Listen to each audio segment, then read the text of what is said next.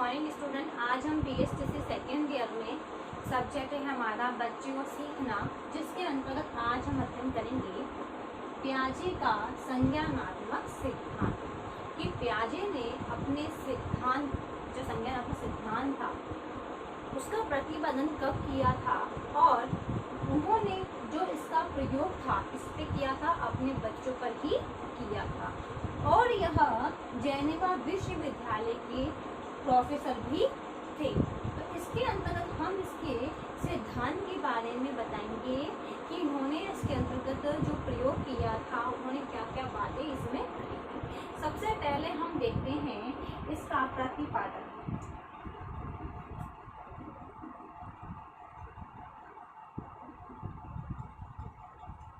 इसके प्रतिपादक कौन थे? जीन पियाजे, जो कहाँ के थे? स्विट्जरलैंड। इनका जन्म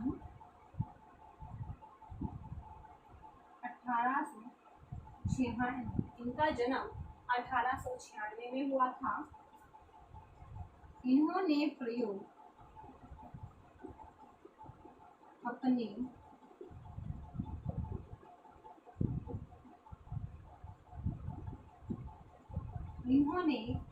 किस पे किया था? अपने बच्चों पर किया था।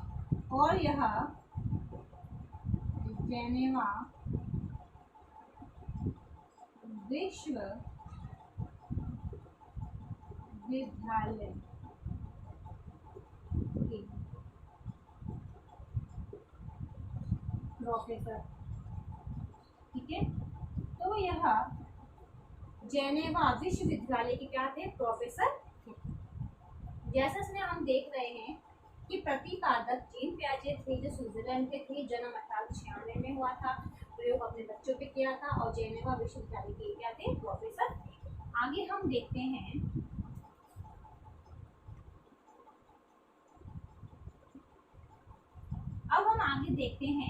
कि जो जीन पियाजे ने अपने बच्चों पर प्रयोग किया था, उन्होंने प्रयोग करके उनमें उनकी अवस्थाओं में होने वाले परिवर्तन को खोजा था कि उनकी अवस्था में क्या परिवर्तन हो रहे हैं,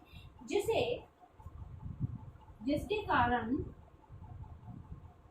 अवस्था का सिद्धांत भी कहा जाता है। क्या कहा जाता है? अवस्था का सिद्धांत, क्योंकि उन्होंने बच्चों में हो रही अवस्था में परिवर्तन को खोजा था, इसलिए हम कहते हैं अवस्था का सिद्धांत। अब हम देखते हैं इसके कीवर्ड्स। इसमें कीवर्ड्स में क्या कहा गया है? तो पहला है हमारा अनुकूलन।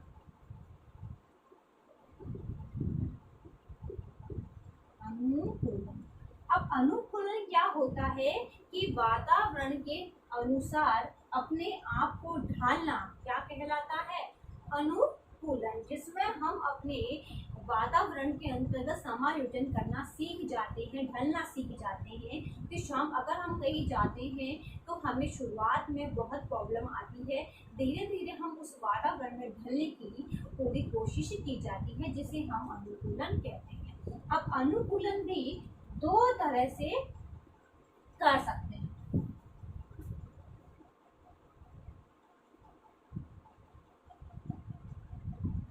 जिसमें पहला है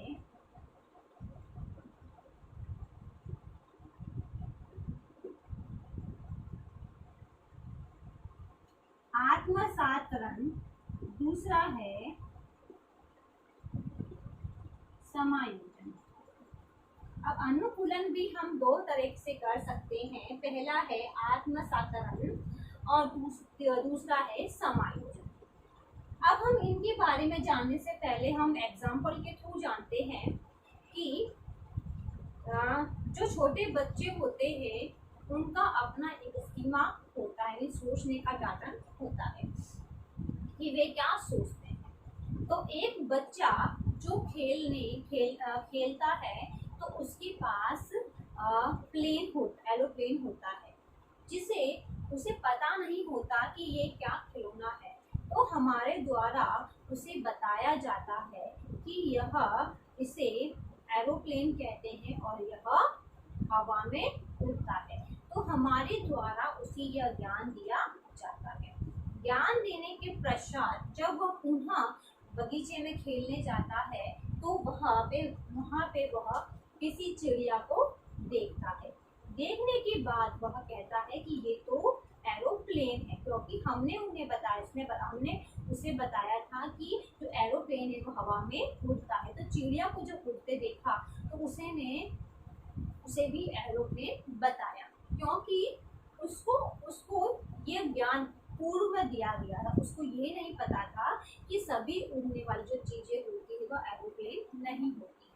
फिर हमने उसे नया ज्ञान दिया कि जो मैंने आपको खिलौनों के बारे में बताया था वो एरोप्लेन है और यह चिड़िया है, जो चिड़िया भी आसमान में हवा में उड़ती है। तो हमने क्या करा, उसे नवीन ज्ञान दिया। तो बालक ने क्या करा, उस चीज में उसे समायोजन करना आ गया, क्योंकि प्रत्येक वस्तु के बच्चे में इतने सोचने की क्षमता नहीं होती। हम जैसा कहते हैं बच्चा वैसे समझने लग जाता है। तो उसने क्या करा, समझने लगा। जब उसने उस चिड़िया को भी समझा कि भाई ये उड़ता है तो चिड़िया होगी, तो उसने आत्मासाकरण कर लिया।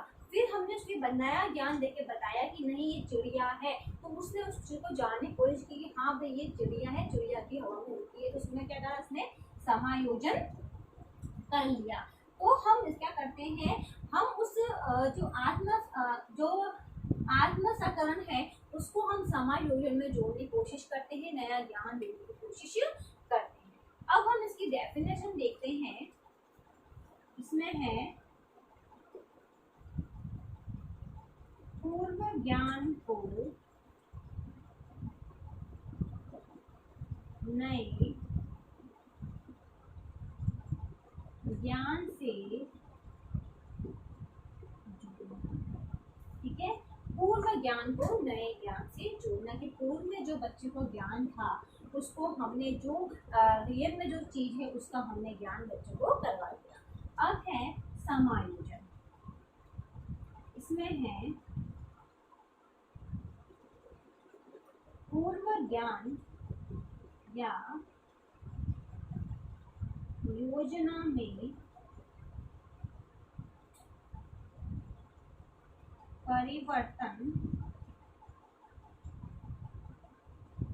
परिवर्तन करके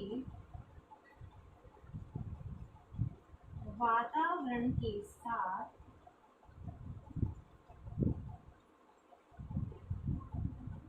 तालमेल दिखाना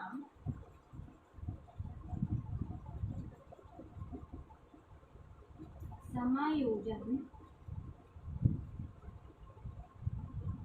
कहलाता है।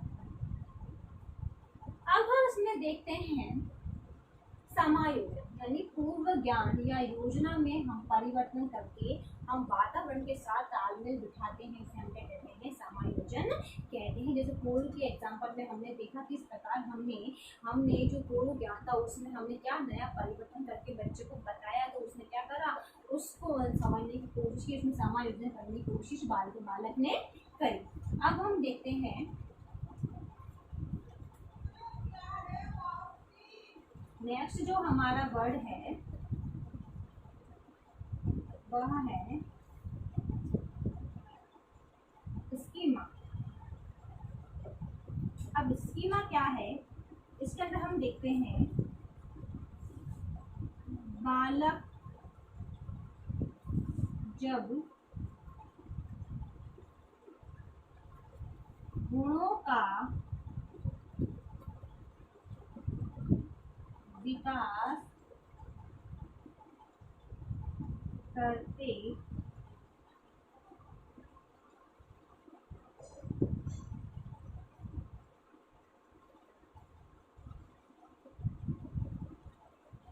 एक अवस्था से दूसरी अवस्था में प्रवेश करता है तो अपनी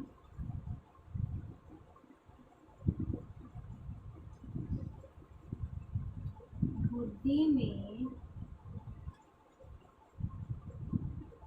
विकास करता।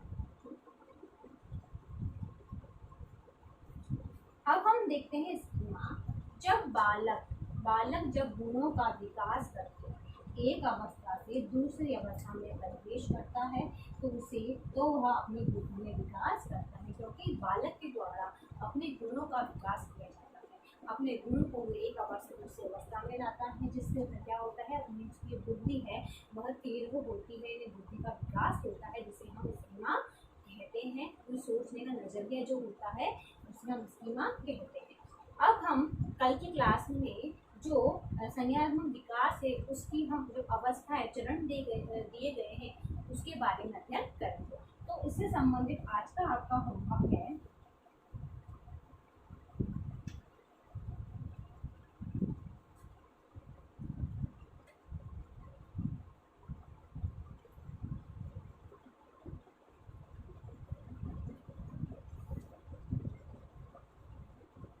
पियाजे का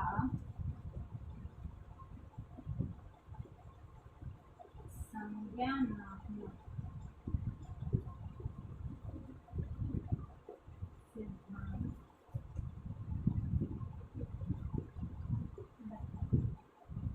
पियाजे का संज्ञानात्मक सिद्धांत बताइए। ये क्वेश्चन आपको आपके नोटबुक में उतारना है।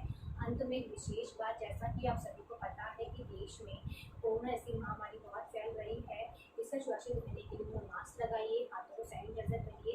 यदि आप बाहर जाते हैं, किसी व्यक्ति कांटेक्ट में आते हैं तो कम से कम 6 फीट की दूरी बनाए रखिए, जिससे आप सुरक्षित रहोगे तो आपका घर भी सुरक्षित